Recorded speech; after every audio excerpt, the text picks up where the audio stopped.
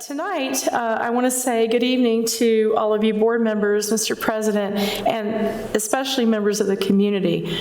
This isn't something that I've been asked to do, but it's something that has become kind of a tradition during my tenure as superintendent. I think the city talks about how the city's doing, the state talks about how the state's doing, and it's important for our community and our staff to hear how we're doing as well. So I'm honored to come before you tonight to present the 2023 State of the District Report. Believe it or not, this is my 12th report to you, and every year I'm struck by the trust and confidence you've placed in our team and me to help educate the children of Westminster Public Schools. I value this opportunity to talk candidly with you about where we are and where we want to be, our ultimate destination. Tonight also provides a moment to acknowledge our successes over the past year and also celebrate our hard work. So where are we tonight? Well, student achievement continues to improve and outpace the state of Colorado on state measures. Our finances are solid, and our people, our greatest resource, remain committed to ensuring that every student reaches his or her fullest potential. In short, the state of Westminster Public Schools is strong. That said, a strong organization must also be willing to speak frankly about its challenges, and optimism is a good thing, but turning a blind eye to problems is a recipe for disaster for any organization. And in fact, checking and adjusting is a hallmark of our system in a competency-based system. Nothing stands still. Cognia, the internationally recognized accreditation organization that first accredited Westminster Public Schools in 2016, has just accredited us again for another 5 years, giving us their stamp of approval. Members of their team spent quite a bit of time with us in November as part of their accreditation engagement review. Westminster Public Schools received a full system accreditation and certifications in early childhood and STEM programming, and the first competency-based education certification in the country. And that was a stellar effort. And after a top-to-bottom analysis of Westminster Public Schools that included interviews with our Board of Education and staff and families and looking at student surveys and talking to kids, Cognia submitted a lengthy report that included the following statement. Teachers were very caring and responsive to student needs, not only for academic topics, but also supporting them emotionally.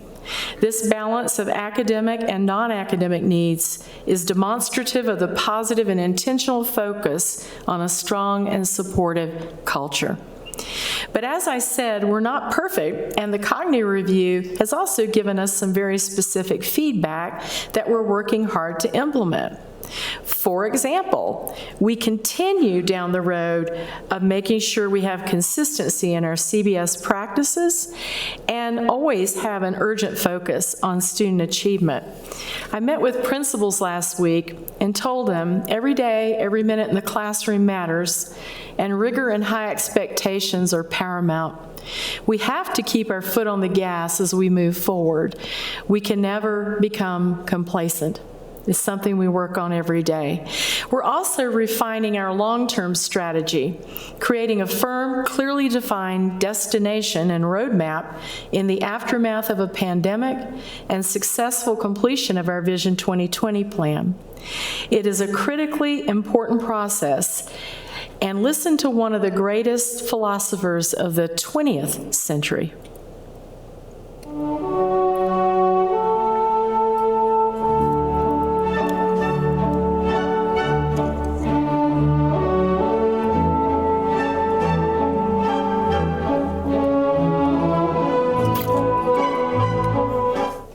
And if you don't know where you're going, as Yogi Berra said, you'll end up someplace else. Fortunately for us, our team has created Destination 2030, our new strategic plan that will be formally shared with the board tonight. I know you've had a lot of input into that, and so have others, and I want to give a shout out to Chief Operating Officer Dr. James Duffy for compiling all the stakeholder input and producing our document. As Dr. Duffy noted, for a plan to be successful, all stakeholders must come together to collaboratively develop strategic priorities. And I know there's a business item a little bit later. And I think this document actually does it. Looks like this, so it'll be public tomorrow. The plan has 3 major goals with detailed short, mid, and long-range strategic actions to achieve our objectives. And like I said a little later, Dr. Duffy will provide us even more detail around that. An important component as we created this plan was to seek input from our students. I think our student cabinet gave some input to Dr. Duffy, did you not? Yeah. And they told us what matters to them, and in our latest student advisory meeting, many told us they still believe they can change the world. I believe that too. Our goals are ambitious but achievable. As some of you know, one of the knocks on public education and educators in our industry is that we're always chasing the next bright, shiny object. And in fact, Louis Carenember once said, "The trouble with our age is that it's all signposts and no destination." Well, that's not the case here in Westminster Public Schools. We have a very clear view of our destination, and one highlight will be showcased tomorrow afternoon. We will hold a groundbreaking ceremony on the Iversea Ranham campus. Students, partners, and community members will join us for the event, which marks an important advancement of our strategy to help students find meaningful, well-paying jobs to allow them to thrive and live in the community they grew up in. For some students, this public-private partnership will allow them to walk off the high school graduation stage and begin career technical education-related careers immediately at a thriving wage. Think of jobs in healthcare, aviation, construction, engineering, and information technology. For others, Ranham Reimagined will serve as a bridge to continuing education at a community college or a 4-year institution. Ranham Reimagined is central to our belief that the most important day for our students is the day after graduation. Whatever career path our students choose, our goal is to ensure that all of our graduates have the complete skill set needed to compete in a rapidly changing economy. Our competency-based system does just that. Implementing a competency-based system is not compliance. It's not a compliance issue or a box to be checked off. Ensuring that we meet students where they are academically and helping them master a learning topic goes to the very core of Westminster Public Schools and our approach to learning. Moving a student along before they are ready is not an option. Every year, our Board of Education passes a resolution about why we believe in competency-based and our continuing commitment to personalized learning. The class of 2022 was the first group of students to spend their entire academic careers from kindergarten through graduation in our competency-based system. We celebrated them in May as a generation of learners with a special chord at graduation. And George Evans said, "Every student can learn, just not on the same day or in the same way." Our commitment to competency-based is unwavering, but this is a never-ending process of evolution and improvement, recommitment, and that is why the development of high-reliability schools and teachers is so important. As most of you know, John E. Flynn, of Marzano Academy, our lab school, was the first school in the nation to earn certification as a high-reliability school in all 5 levels. Achieving this status requires schools to undergo a rigorous top-to-bottom review that takes into consideration everything from the climate and culture of the school, to its curriculum, to its commitment to competency-based education. Another challenge for all school districts is finding and hanging on to high-quality teachers. We're not unique in that. When I talk with my colleagues, this issue almost always comes up as a top concern. In fact, today, Mr. Leday shared with me a national report, where this is a nationwide issue at this point. But I will say this, teacher pay is part of the equation, and an area that we have taken major steps to address with the help of our board and our association. I see Fran up there.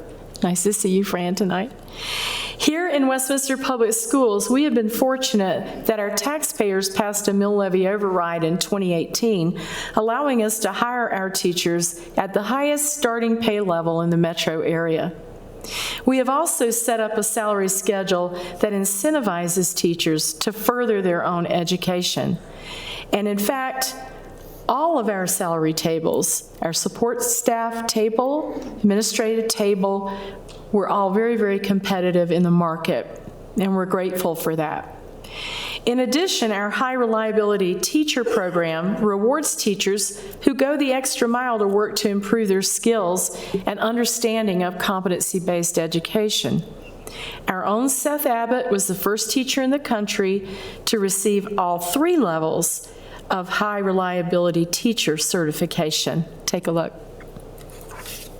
You start to realize, oh wait, yeah, there's this hole that I'm not really all that strong with, and so it's for me then as a teacher, it's always trying to get better. What can I do to be a better teacher for these students? We all know that teachers and principals cannot do it alone. Many students come to our schools carrying significant stress, anxiety, and mental health issues that interfere with daily learning as well. That's why a healthy mind, body, and safe environment plays a prominent role in educating the whole child.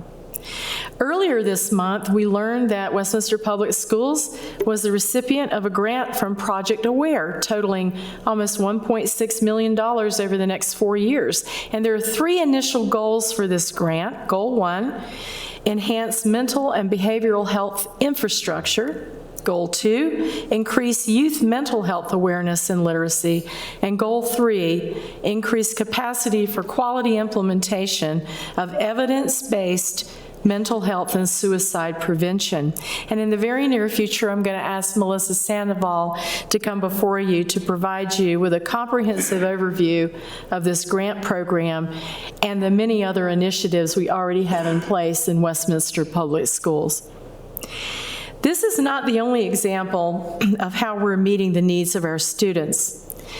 Last year, Cindy Martin, U.S. Deputy Secretary of Education, visited our district to learn more about the innovative ways we were using COVID-19 relief funds. Still another example. Later this year, we will open the Daniel C. Valles Family Education Center. We will help our families connect with valuable community and district resources to improve their learning and advocacy for their children, improve their lives, and strengthen our society. The evidence is overwhelming that students who come from healthy, stable families do much better in school. Sadly, we are also aware of the dangers some of our children face when they're not in school. It's an uncomfortable topic, but in the fall, we hosted a community-wide webinar about the increase of teen violence and concerns about the proliferation of guns in our society. Students articulated their fears, the need for support from all levels of the community, and candid conversations with parents. But I think talking with them like one-on-one is very good. And I think parents can do this by, just not like judging kids, like judging your kids for what they're telling you. Like if they're telling you something, it's because they're comfortable with telling you it, and you shouldn't judge them or resent them for telling you it. Well said. That's one of our Westie freshmen, I believe. And you're up there. Wave your hand. Can I have your autograph later? Would that work? Okay. I will say we're a school district, and our tagline is true, where education is personal. It goes beyond the classroom and our personalized education system. It goes to that notion that we are a Westminster Public Schools family. A couple of examples of that occurred Last January, at the beginning of 2022, and end of 2022 in December. At this time a year ago, our neighbors to the west were reeling from the devastating Marshall fires in Boulder County. A handful of our families were directly impacted, some losing everything, some staff. Not surprisingly, members of our school community joined the Westminster Public Schools Foundation, and I think I see Stephanie up there somewhere, in helping to meet the immediate and long-term needs of the fire victims. More recently, we had a tragic accident of one of our 8-year-olds, Stefan Korean, from Orchard Park Academy.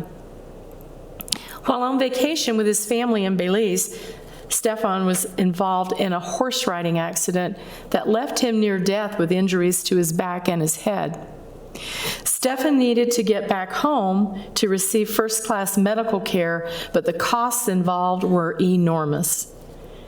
Stefan's school reached out to the community and media for support. A GoFundMe page raised $80,000, and Peak Medevac stepped up to provide medical transport home. He is recovering, and I'm happy to report that just this week he returned to the classroom full-time.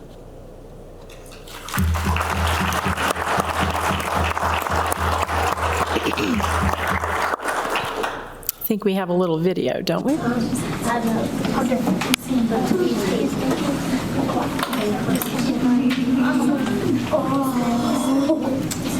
Special to have you back, buddy.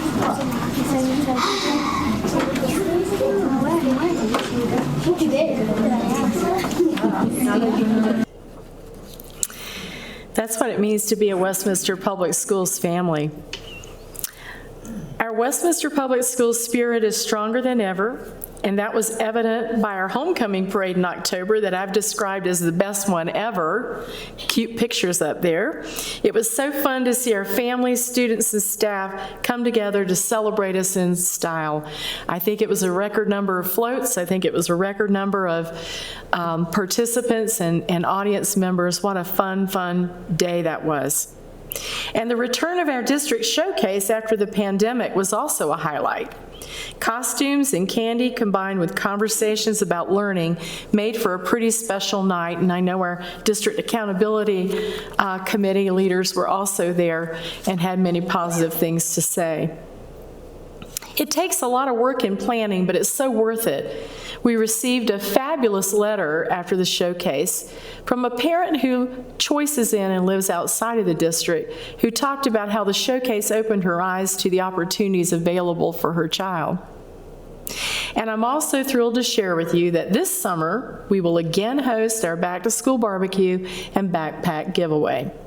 Yes, it's about getting school supplies to our students, but it's more than that. Those couple of hours together is kind of like a family reunion, send a very important message that our schools are the glue that bonds us together. Think about the feeling you get when you see one of our children excitedly show off a Spider-Man backpack to parents and friends, or watch a kid's reaction as they look in the mirror to see their face painting. We have so many dedicated employees and volunteers at that event. And speaking of dedicated employees, I want to give a couple of shout outs to some accomplishments this year. First one is Dr. Jimmy Chisholm. He's in the audience tonight. Wave, Jimmy. There you go. Dr. Jimmy Chisholm is the current Colorado Assistant Principal of the Year.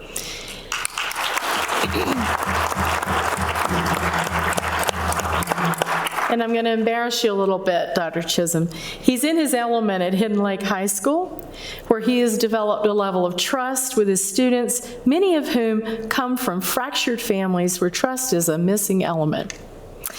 This commitment to at-risk students predates his time in Westminster Public Schools. Dr. Chisholm also spent 6 years at a Native American reservation high school in Arizona, where he taught social studies, reading intervention, coached wrestling, and ultimately served as dean of students. Like many of us, education is his calling. And the other shout out, or more appropriately in Gaelic, You see a familiar face there? Boulabus. Did I get that right, Oliver? All right. I practiced all day. Okay. This is for Dr. Oliver Grenham. Oliver came to us from Ireland via Africa more than 30 years ago and is retiring as our Chief Education Officer at the end of this school year. He has spent his entire career teaching, innovating, leading, and tirelessly working to provide an equitable education for all children. I do not think there has been a day that's gone by when Oliver has not thought about how he and our district can better serve our students. Oliver, we are forever grateful.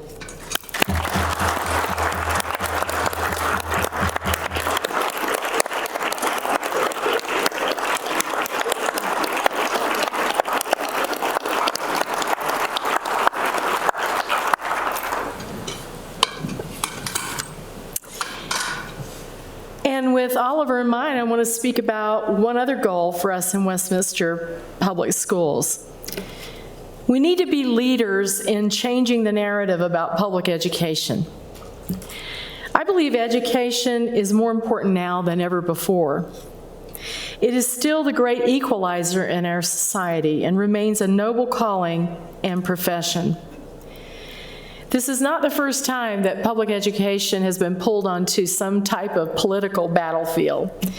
In these very divisive times in our country, when seemingly everything turns into an ugly political fight, people argue that public education is too woke or not woke enough.